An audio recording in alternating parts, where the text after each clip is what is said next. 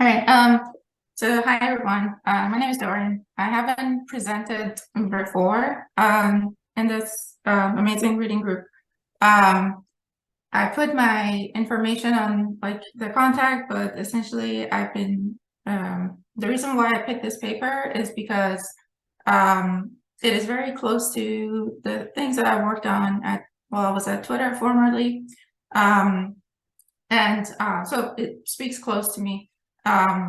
I've worked on Twitter's compute team, lots of bare metal hosts, very similar problems. So that's why I decided to pick this paper to present.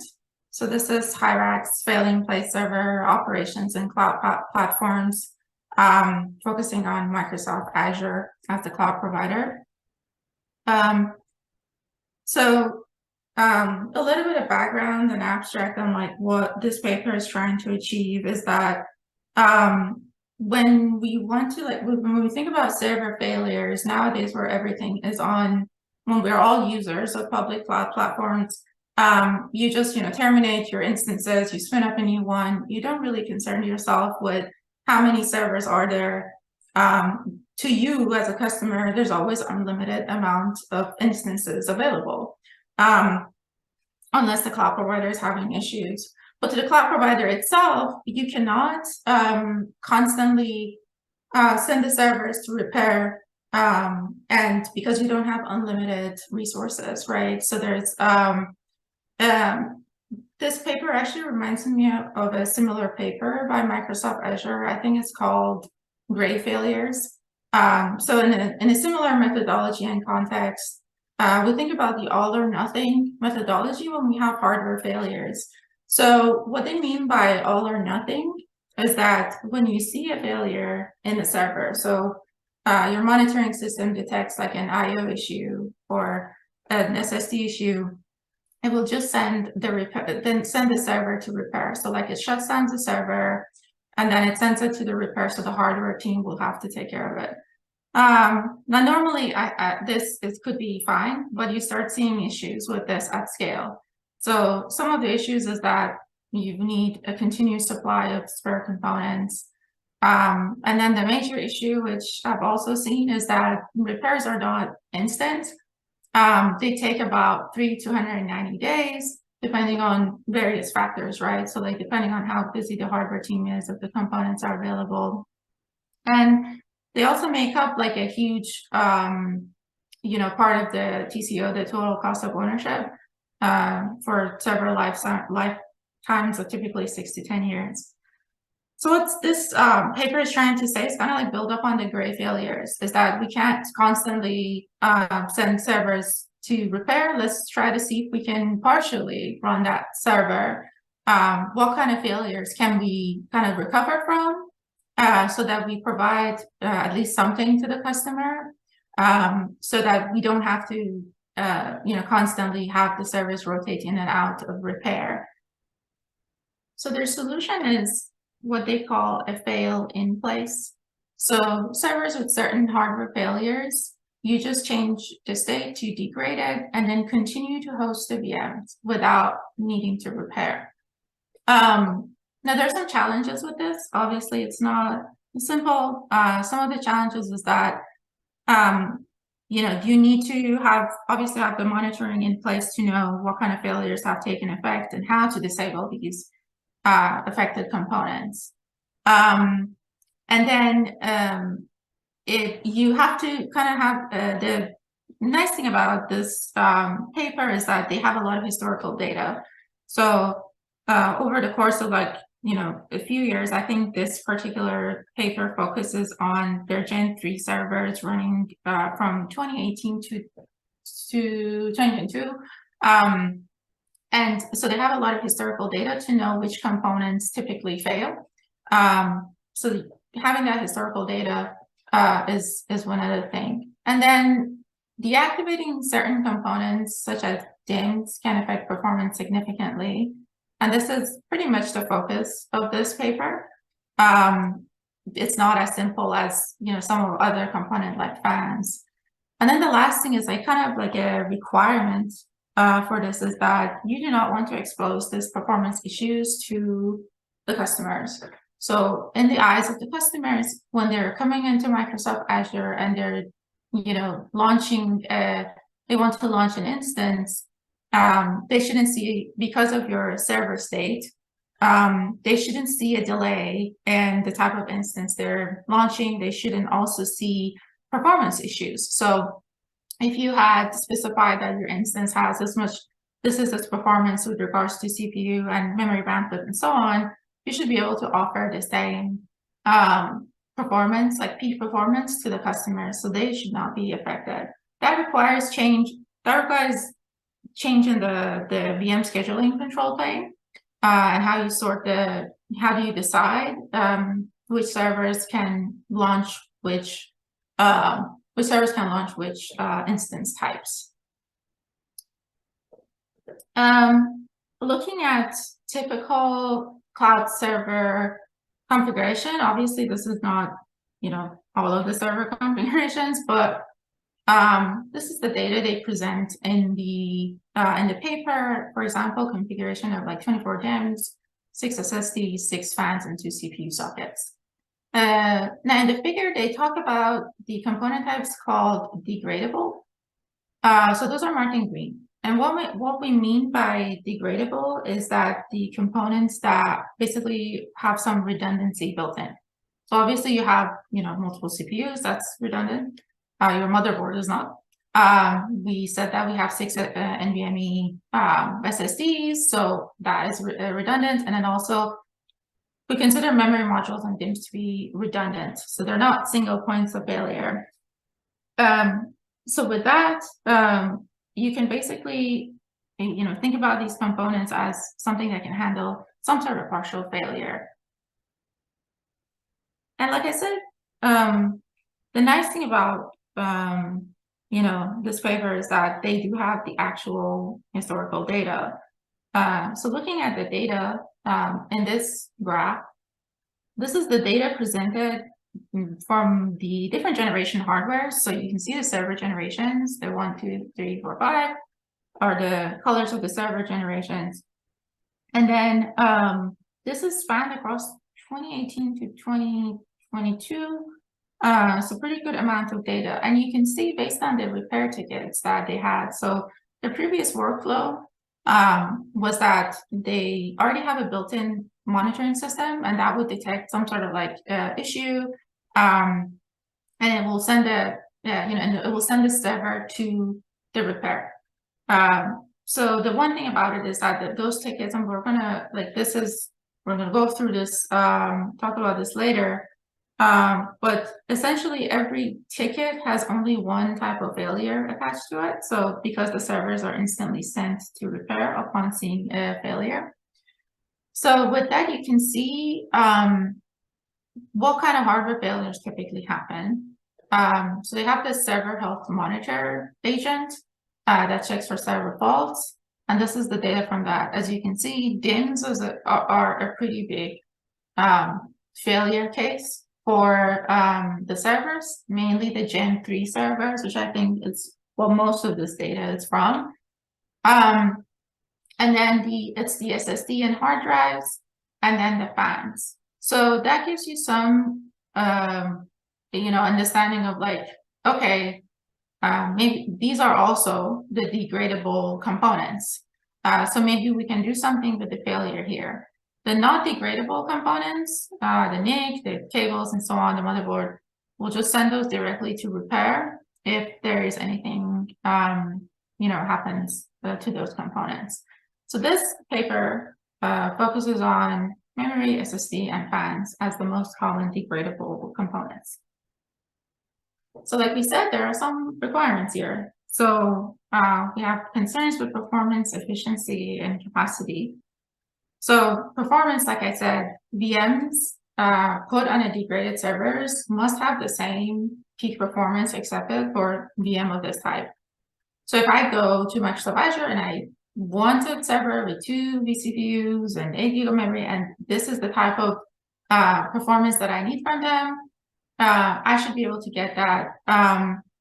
So over their data, I didn't put the table, like an information for this, but it's in the paper, where the nice thing about it is that the VMs, most of the VMs they have is four or fewer cores. So that makes things a little bit easier, because like that just means, in simple terms, those are smaller instances. So you might be able to like put in more smaller instances on a degraded server without peak performance impact, as we'll see in the test later. The other criteria is the efficiency. So FIP is short for failing place anywhere it says FIP. FIP must effectively use the capacity on the degraded server. So there are certain thresholds that we want to work with. For example, as we see later, we want to see how many DIMMs can we, disable before we actually have a performance impact that is not suitable. So you want to be able to like have, use the capacity and have a certain minimum amount of components that a server needs to run to be able to like be at capacity and serve its purpose. And then also the capacity. So the FIP system must continue to be able to like satisfy a region's demand for VM resources. So because how we're changing the allocation of VMs on the host, we don't want to be able to like turn the VM away from a region because the server is degraded. So that will show in the user experience. For example, they'll start seeing latency or bad user experience when it comes to actually launching an instance. So these are the three sort of like pillars of requirements that we're looking for.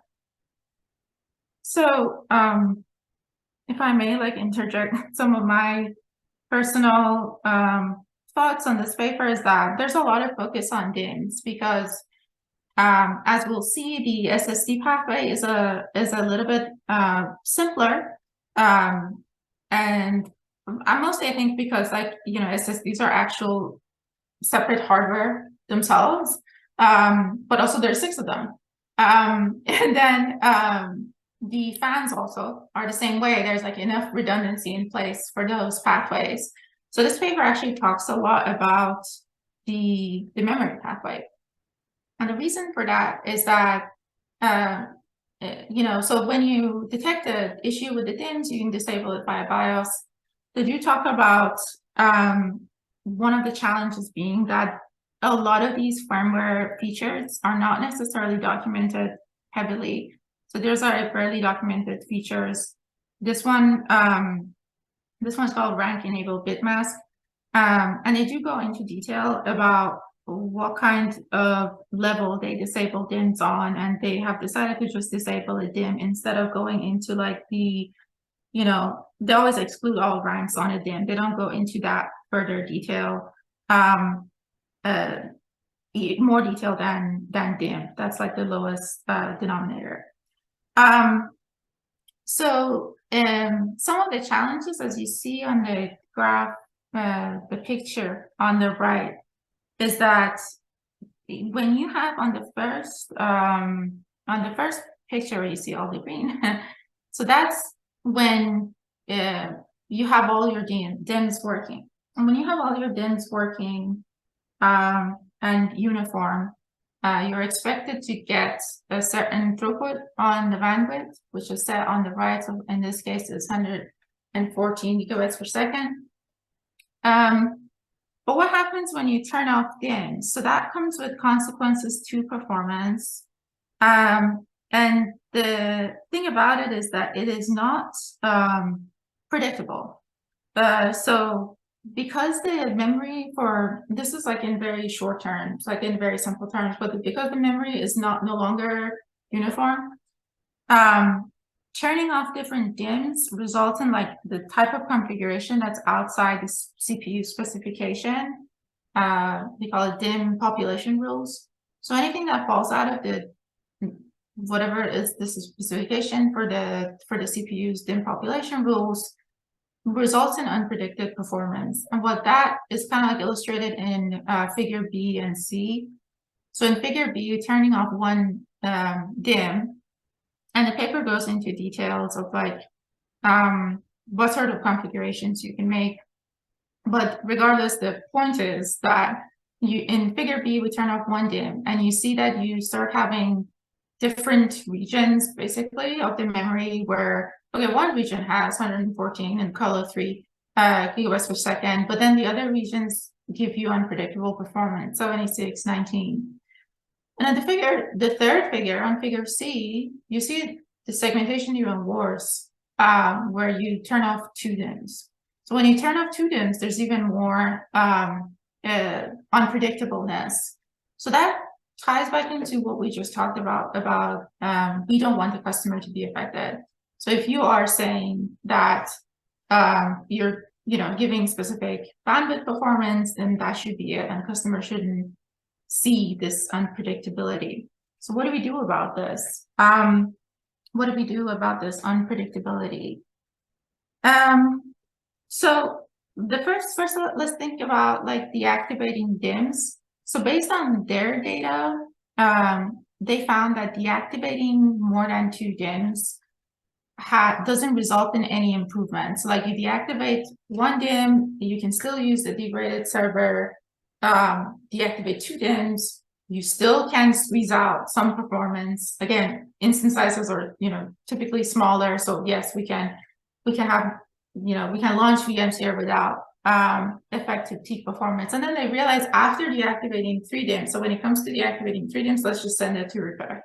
It doesn't benefit us to deactivate more than 3 DIMMs. Might as well just send it to repairs. So with that said, what they decided to do, because like I said, the deactivating random DIMMs for memory results in the DIMM population rules being outside of what CPU specification says. What they do is that they basically figure out all the combinations. So for example, deactivating a single DIMM results in like two different equivalent classes, and this depends on the DIMM size, like what's the size of the deactivated DIMM. So like is it 32 gig or so on and so forth.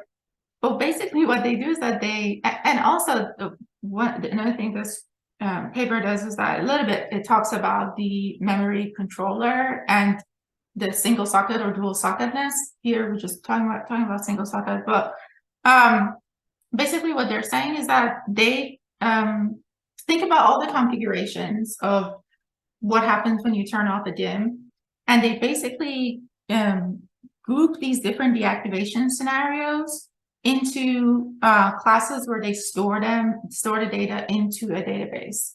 So they have a resulting address map out of that, and they store that in a database. And because you never deactivate more than 2 DIMMs, this is not a terrible amount of combinations for them. So they tested almost all 276 possible combinations, and then deactivating 3 DIMMs led to 2024 combinations.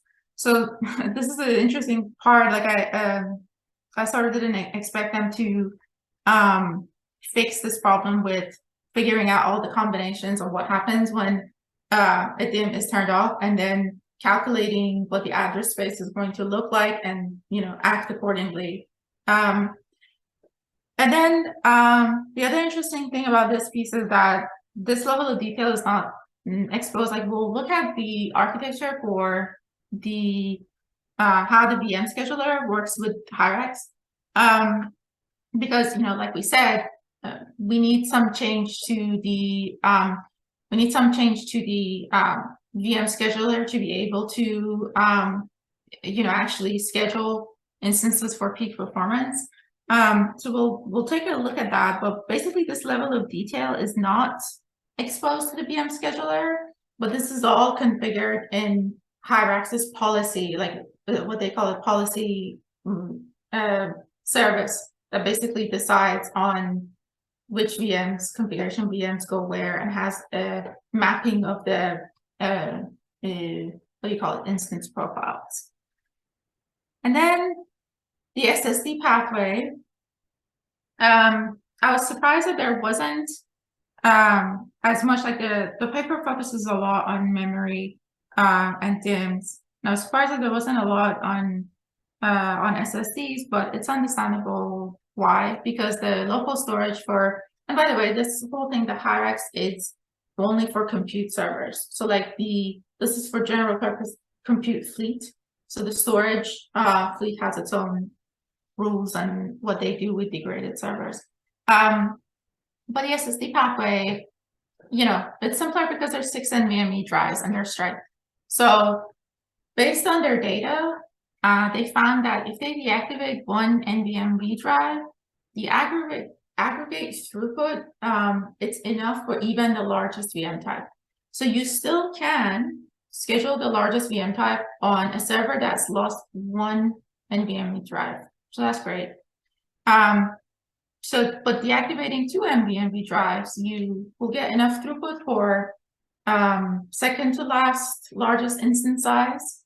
So what you do basically is that you, in the Hyrax policy, you notify the scheduler to not schedule large instances on the server. But it's still pretty good. Like we said, they did give a number. Let me look it up real quick. So VMs with 4 or fewer cores account for 40 to 50% of all core hours. So, you know, that means that this server that has 2 NVMe drives failed or deactivated, we can still accommodate plenty of VMs, smaller VMs, right? So that's great. And then if you need to somehow deactivate more than 2 NVMe drives, you will just send it to repair. You just send the server to repair, and this failure case is also rare based on their data. The fan pathway is even smaller. this section, because you know, initially they one of the challenges they bring up, I don't know if I mentioned this in the slides, is how do we deactivate the components? And I do talk about this for, like I mentioned, I do talk about how this is not necessarily, you know, readily documented for DIMMs and the level of details they want to go through. Like they, you know, they were thinking of like not disabling a DIMM, disabling ranks, and so on and so forth. And they talk about, again, SSD pathway, I suppose, more documented that in the BIOS they can you know, deactivate. But they did talk about the component deactivation. How do we do it being a challenge?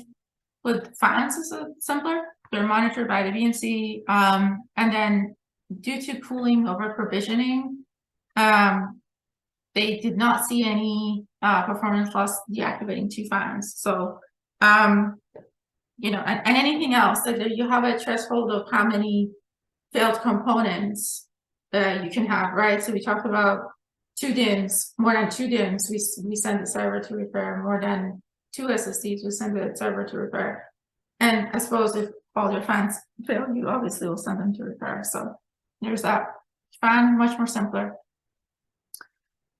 So this is kind of like a, I suppose, simplified version of Hyrax control plane. And so the Hyrax policy, so they you know, had the existing systems. Obviously, when you are running such a large number of fleet, you already have a monitoring system in place. So they don't actually go into detail of what that monitoring system does, other than it receives signals on IO issues or PCIe errors, and it knows what the failures mean. So they don't go into detail. I don't think it's in the scope of this paper necessarily to go into detail of how we interpret errors and what kind of signals we're sending. But they do have those servers set in place, right? So you have the server health monitor, you have a VM scheduler, of course, and a diagnostic, which basically what it does, like, again, they didn't go into like super detail with those already existing systems, but based on my experience, the diagnostic is just a service that runs certain checks on the server, right? And then the red parts are the new control plane system. So the Hyrax policy basically is the source of truth working with the inventory to find out what maps to what. So the server health monitor has the mapping list of errors for pathways, but the Hyrax policy will decide, okay, this degraded server has only one SSDs. These are the type of instance profiles we can launch on it. So it maps every degraded server configuration to a capacity and performance profile. So those are the additional parts to this. And obviously this is like pretty simplified because, you know, we're just talking about the server going from running to degraded state. Usually there's like a state machine for the servers, and there are many different states, and depending on the signals, they move between these states and so on. So that is not in the scope of this paper. But, you know, a typical, you know, flow, they give us an example of their flow. And if you think about, look at the numbers on the graph, so on the figure, the server health monitor detects NVMe read errors. So it follows a offline workflow or protocol, which basically calling to the diagnostic server to find what is exactly the issue, and if the error makes sense. And then based on that, the policy decides what to do. So in this case, it decides to deactivate the SSD. And then it does a thing where it gets the serial number of the SSD to the Hyrax inventory. And we kind of use the Hyrax inventory to kind of like find the difference between the working components and non-working components, kind of like a source of truth of what's working and what's not. And then there's a certification step, which I don't think it's in this figure, but the server, it's like basically some checks in the certification steps. And then the inventory shares a new profile. So basically saying, like I said, oh, this server is has this component's missing, so this is its new profile. You can launch these types of instances on it, and that is shared with the VM scheduler. Obviously, because we don't want to launch a VM that's not supported on a server that is degraded. And then the Hyrax inventory will send the active serial numbers and slots to the server health monitor. So basically, we remove the missing components, so no longer monitor those. Those are gone. So the Hyrax inventory reconcile that state with server health monitor. So they've done this evaluation 2 different ways. So they've evaluated over one single production server and on a fleet, of course. Again,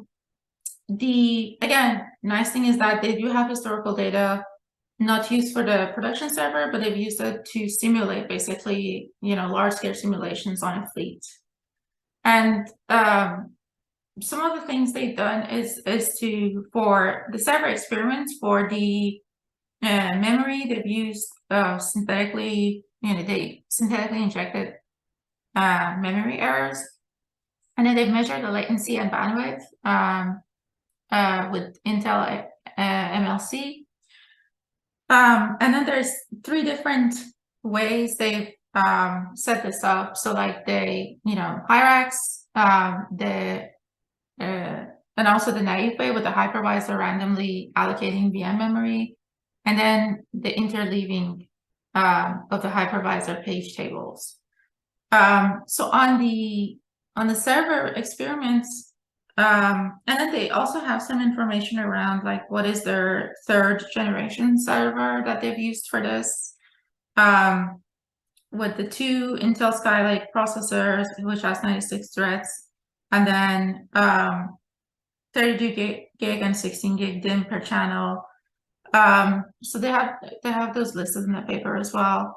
But with the Hyrax, in terms of like you know, correctness, one thing I forgot to mention is that when we're talking about DIMM errors, we're talking about uncorrectable errors, because obviously if there happens so that any memory errors they can correct, the ECC and stuff, they will correct that, but we're talking about uncorrectable errors.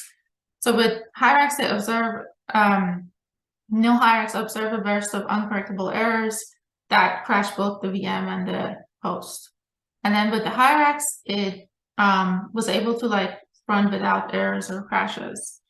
And they also have tested this in the real world as well, where they've identified a server in a cluster that had a high rate of uncorrectable memory errors in one DIMM, and they were able to basically test their system that it does actually correctly diagnoses the problem. So it actually, knows that it's an issue with the DIMM, and Hyrax was able to recognize, the correct DIMM was having issues, deactivated the correct one, and the server was able to continue to host VM. So they were actually able to do this in real world as well.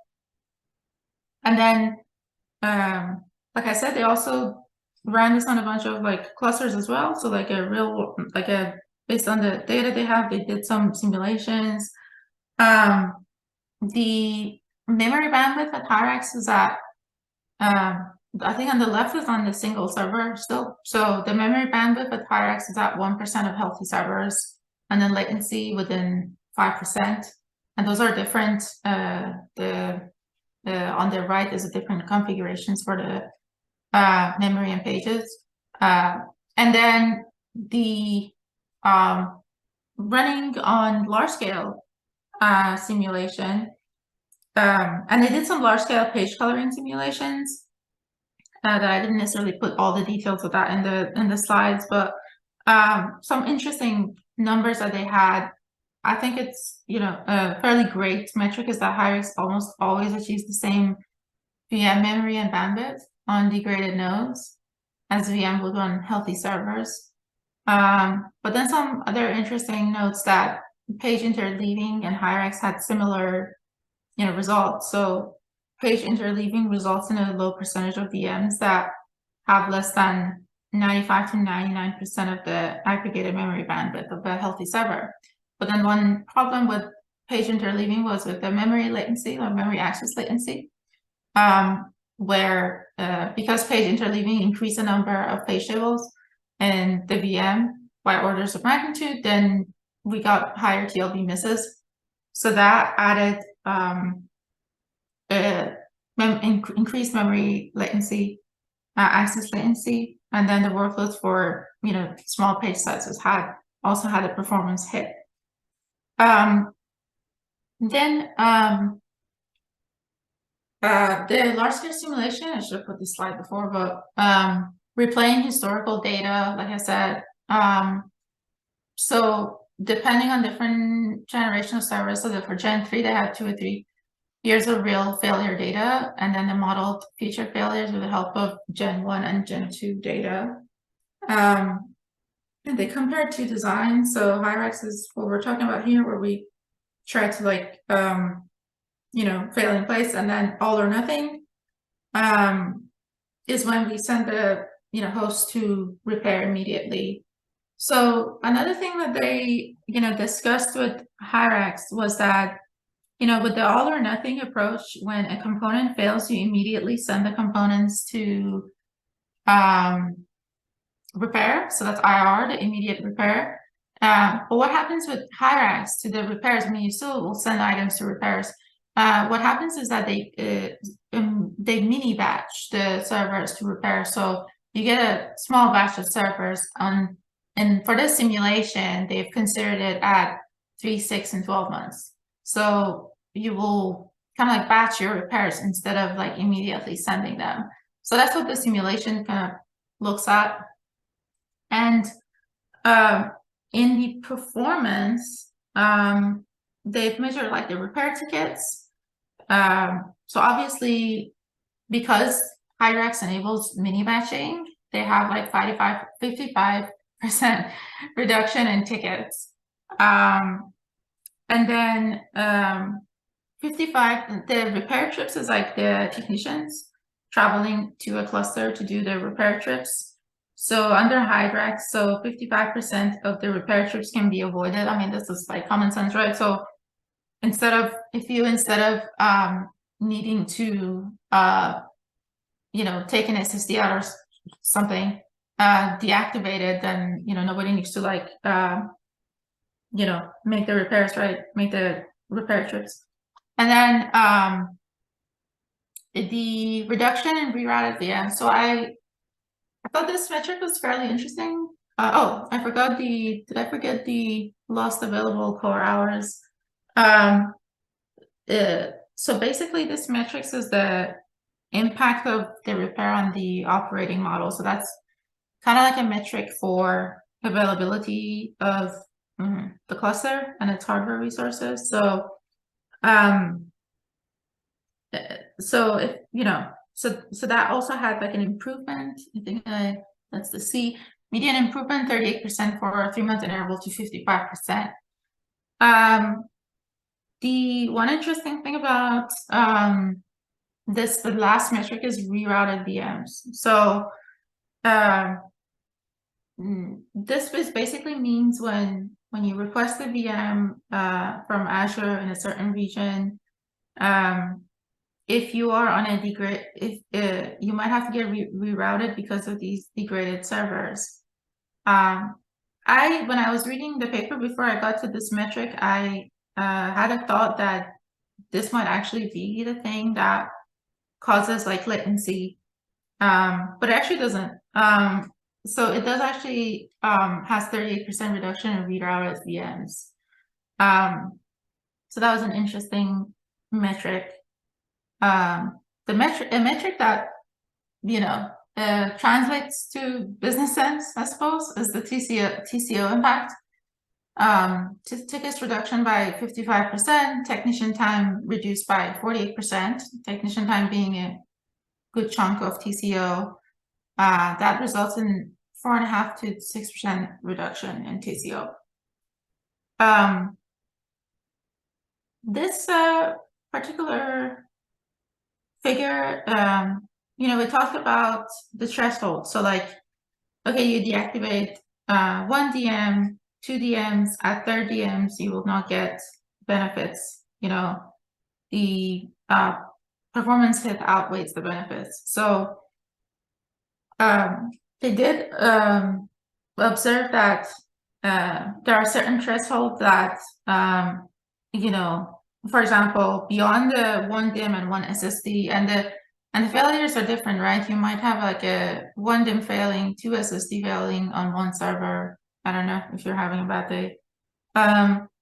But basically there's a boundary that this ratio doesn't, necessarily improve after that. So this helps in deciding when to send servers to repair and how to bin pack the VMs into certain servers, like how to build those profiles. So before we go into discussion, like the section on the deployment experience and discussion on the paper itself, like presents some good thoughts. I didn't necessarily write them down in a slide, but in short, like it gives you some points to like think about, and maybe some points to talk about in this in the QA as well. Is that deployment of this, obviously when you think about a system like that, was a lot of engineering effort, and they started little by little. So like they said that they started with deactivating a single SSD and then working their way up to DIMMs and so on. And then they had like some benefits, like they had some numbers that I was particularly interested in, because they talked about how it takes days for repairs. So repairs are not instant, right? Like it depends on a lot. Like, do you have the component? How is if you constantly send host to repair, you would just have a large queue for your hardware team to fix. So they don't necessarily come back online, the servers, after like, a day or two, even sometimes, like they said 100 and something days at most. So under Hyrax, the returning to online for the servers was faster, like minutes to an hour. So in principle, they should be able to come online within half an hour after reboot. So that's pretty good metric. So like half an hour come back online versus days of waiting for these resources. And then obviously they talked about the usefulness of the simulation and the data that they had. I think a lot of times when you operate in the systems like that, you have like some assumptions about how the system operates. For example, they had some assumptions about this mini batching not working, or some components not failing is not necessarily an occurrence in something, but metrics will help you validate and invalidate those assumptions you build over time operating the system. And then the other part the last thing that was fairly interesting to me, having worked in a similar setting, you build systems to kind of like fix some failures or resist some failures or something, but then they end up becoming over time the failure point itself. So like you build a repair feedback loop for your servers, and then in this case they talk about a recall. So a recall for a large set of components, and what does that do? Because if you have a recall, a large part of your fleet will become degraded. And they talk about, Hyrax, how would Hyrax act within this? And they say that Hyrax would have only been effective in mitigating 1 out of about a dozen of class failures. So that's interesting to think about. And I think that the other, like you kind of related to that I thought about, was that the hardware refresh, the relations of the timelines and the relationship of hardware refresh with their degraded components, right? So like, as you're getting closer to your hardware refresh, you may get like more failure rates and so on. So how does Hyrax perform as you're refreshing your hardware and so on? But that's usually a timeline that is decided way ahead of time, so you may have enough time to change your system accordingly. So yeah, that is the paper. Very good real world paper. So yeah, happy to discuss and answer questions as best I can.